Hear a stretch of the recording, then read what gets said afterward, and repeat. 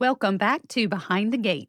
Today we're sitting down with Monica Piper of Warrior Freedom Service Dogs, an organization changing lives by pairing veterans with highly trained service dogs.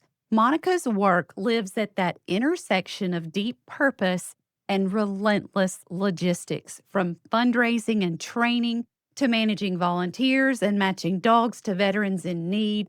Behind all that heart is a constant question: how do you scale a mission without losing the soul of it? Welcome to Behind the Gate, Monica. Please introduce yourself and what you do. I'm Monica Piper. I'm the executive director for Warrior Freedom Service Dogs, a nonprofit local to Chattanooga, Tennessee. We serve veterans with PTS and TBI brain injuries due to service related.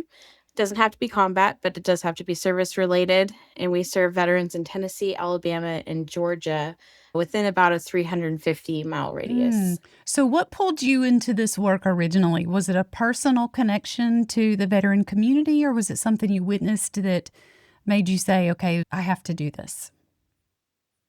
The story starts when I was a kid, and I really was interested as a kid working with animals and wanting to start a nonprofit for animals. My cat is right here, and he might join us. This is Randy. Hi, Randy. He is a rescue, and he's got one ear I see missing. that. I really had a passion for animals to begin with. And then with the veteran aspect, I'm also a veteran. I was in the military in 2008. I joined the Army. I have a personal connection as well as a love for animals and everything mental health, too. I'm a graduate for psychology and sociology. So kind of It all goes all just together. related. And then I've been in nonprofit management for a really long time. Oh, well, you have all of the different aspects that are necessary to make it successful. When you think Yeah. back to your first few placements, what moment still hits you the hardest? I started in February working with Warrior Freedom Service Dogs. So this fall class is actually the first time I've experienced a personal connection with the placement of the dogs. We currently have 5 veterans going through our program, 4 of which didn't know who their dogs were going to be. It's no problem. He's just going to start meowing and, cats. I have 4 of them. Yes, I know. Yeah, it's like in or out, in or out. Okay. So the 4 of them didn't know who they were going to get when they first started their kennel hours this summer. But around July is when they started doing their kennel hours. Kennel hours means that they go to the kennel and play with puppies. Mm. The puppies in their program. That's when they start figuring out who is going to be placed with who. One of our veterans was a foster for their dog going into the program. They originally started as a volunteer with us and they fostered their dog up until the point that their dog was ready to go through the program. I think right now, as far as placements go, we're still kind of growing together. I've newly started out in February and I'm watching their growth as they go through the class. So I can't really tell you who sticks out in my mind right now because it's all still So, so new to mm. and getting to meet everyone. And so, Well, people see the heartwarming matches, but they don't see the spreadsheets, the payroll, the grant deadlines, all the sleepless nights. What part of running Warrior Freedom feels the heaviest day to day? for us, because we're so small, it's definitely the fundraising aspect of our organization. We're still in that growth period where a $60,000 grant can make or break our organization. Recently, we received a $60,000 grant from the Bullers to Veterans Link, and that was at a time that, you know, we were really relying on this fundraiser coming up in a couple days now. So we've got a huge fundraiser planned. It's our 10-year anniversary gala. Everything really relies on funding our program. Our program is run by 5 employees at the kennel, and then I'm the only person that does the outside work as far as fundraising as an employee. We're just such a small organization that every dollar we can get in actually goes straight to the program, and it just really makes a difference. When demand for dogs outpaces the humans and the dollars to support them, how do you decide what to prioritize? So we do have a wait list that we go off of. At this point, it just is what it is. As we get people coming in, they have to go through the process. Our process is quite, I wouldn't say Mhm. extensive, but it is a process. It's a 10-step program. Mhm. You apply, you have to fill out a second phase paperwork, which includes a background check. Then you have to do a home visit and complete your kennel hours. There's a lot that goes into the program leading up to actually getting placed with a Mhm. dog. So right now, our wait list is about till 2027 because we only do 2 classes a year. The reason for that is it is a small Mhm. nonprofit, so we can do so many dogs at a time. So we do have that limit right How many now. dogs do you This last fall, we've had 9 dogs in our programs. We're at that stage where we get puppies back in to replace those Mhm. dogs. So we need puppy raisers and people that can help foster. Our challenge is getting enough puppy raisers to do the 6 to 12 month commitment to raise a puppy. We do pay for everything. They don't have to worry about expenses. We have a puppy manual that goes out. There's training, everything like that. So 9 dogs is our sweet spot as far as having the puppies at the kennel. We can do more if there is fosters that have dogs. So it kind of is reliant on how many puppy raisers we have ready to raise puppies and how many weekend fosters we have because our staff is there every day. Mm. We have somebody with the dogs every single day. You can't find enough people to raise the puppies? That sounds like a lot of work, I but know. I think the hard part is people don't wanna give the letting them dogs up. go, yes. So, it takes a special type of person to foster. Even if it's Mhm. puppies, it takes a lot of time, it's a lot of effort, and then having to give the pup up is can be a challenge for people. Yes, I can see Um, that. so What systems do you rely on now, even if they're messy, to keep the training pipeline and the veteran wait list organized? we have different aspects as far as that goes. We do have a admissions coordinator who helps handle all the onboarding processes with, when the veterans apply. We also have mentors in our program that help with facility call outreach to veterans that have either graduated and kind of check-in calls or new veterans coming into the program. What kind of sets us apart in that way with the program specifically is that we do have these mentors that are graduates from our Mm. program that get connected with you as soon as you're in the program and work with you every step of the way. So we make sure that everybody is paired up as they're going through their classes. That way, we restore freedom and reconnect veterans. The reconnecting veterans is being able to build that brother sisterhood pipeline up because when you get out of the military, you tend to not have that same kind of camaraderie working with civilians. It's hard to explain No, I'm if too you've a veteran, never so I been do. Yeah. as far as your listeners out Mhm. there, not everyone understands that when you get out, it can be really difficult transitioning back into civilian life and meeting people. PTS contributes to isolation.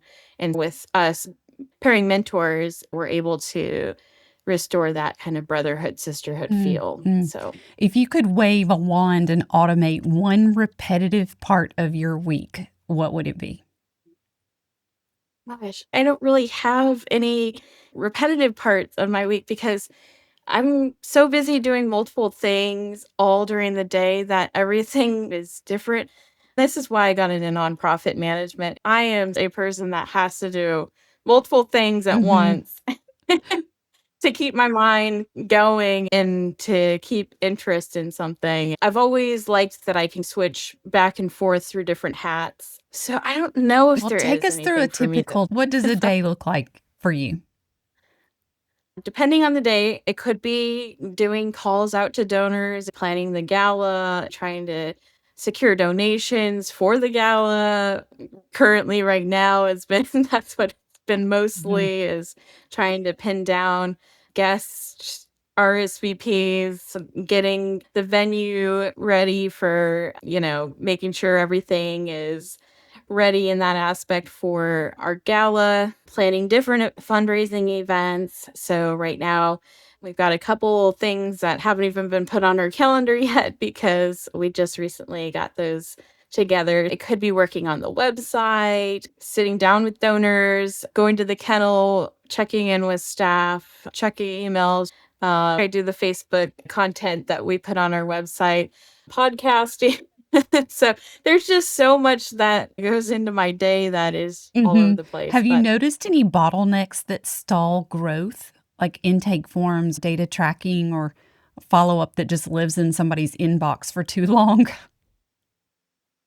I feel like things have been pretty, I think one of the things for us specifically is our volunteer coordinator. We don't have one. So that's one aspect of our organization that has been at a little bit of a standstill with trying to get more volunteers in. We're doing what we can, but there's nobody outsourcing or trying to Mhm. get that together as much right now. And that's one of those things that I think a lot of nonprofits struggle with, to be honest, is volunteer coordinators. There's some that do really well with that and have a really good process. I've worked in several nonprofits, and that volunteer coordinator aspect has sometimes been hard to manage as far as trying to get outreach and recruitment down. Uh, For fostering puppies and things like that, or for what? yeah, mostly for fostering puppies. This is the first nonprofit that I've worked in with service dogs, just to be clear on that. I worked in several other nonprofits that are totally different fields. But yes, for the fostering, don't really know what the best approach is. We've tried quite a few different approaches as far as like social media presence, doing interviews with the news. We just recently put out a local 3 channel episode that featured the kennel and our need for volunteers. So, it could be timing, it could be a lot Mhm. of things. So, Mhm. not Do sure. you only take volunteers that are local to your area? We actually take volunteers pretty much within that Mm, 350-mile radius, as long as we can keep in contact. And Julie, our trainer, is able to do some of the stuff with people that like over the phone or video conference. She's also able to travel and help with doing home visits that are out further than Chattanooga area. So we welcome fosters in all areas that they can still travel and come, within reason. We've had people that were in Atlanta, just for instance, and that's about 2 hours, two and a mhm, half, depending on mhm. traffic. So, What is your vision for warrior freedom in the next few years? I would love to, and this is probably not in the next few years, but eventually we want to see first responders as being a part of our outreach and being able to pair first responders with dogs too. So that depends on growth. And right now, we're not at that point where we can support that. We're still having trouble being able to support all the veterans coming through. But that is one of our biggest goals and where I see the future leading towards being able to see first And responders. what to make that vision sustainable? Funding. Always comes down to um, money, doesn't it? it really does, because funding would support more staff, and staff would support more dogs. Being able to acquire in the future a permanent facility. Right now, we're in a temporary facility. We need to find a permanent facility first before we can start planning on doing that. What have we not covered that you were hoping to cover? I think you covered quite a bit. I guess one thing that I would love to talk about a little bit is this is our 10-year anniversary this year. We were funded in 2015 by Adam Keith out of his backyard. The reason for Adam Keith founding us was because one day a veteran came into his Ace Hardware store. He runs Ace Hardware store in Flintstone, Georgia. He saw this veteran in need, and he actually was a dog breeder. So he bred Labradors. He had an extra puppy, which usually this wasn't the case because these dogs would sell long before they were even born. Him having a puppy was just kind of by chance. And he gave the puppy to Matt, who was the veteran that visited him that day. And that night he woke him up for a nightmare, and it made him realize, how much these dogs can help. So that's when he started doing all this research and creating Operation Freedom Dogs, which was named at the time, which eventually became Warrior Freedom Service Dogs. And I just want to bring that story into this podcast because it being our 10-year, we've graduated 33 veterans. Being such a small nonprofit, that's a really big accomplishment for us, especially starting out just in a Yes. backyard. And this year, we'll have another 5 veterans that should be graduating this fall. They've been waiting. They've waited about a year-ish, most of them, to get to the program and get through all the steps. So they're really, really excited because they just were able to bring home their dogs last weekend. Wow. I can only So, imagine how exciting that is.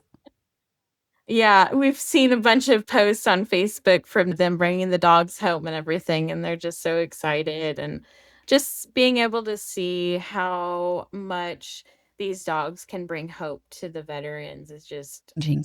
Well, if someone wants to learn more about you and about Warrior Freedom, where do they go?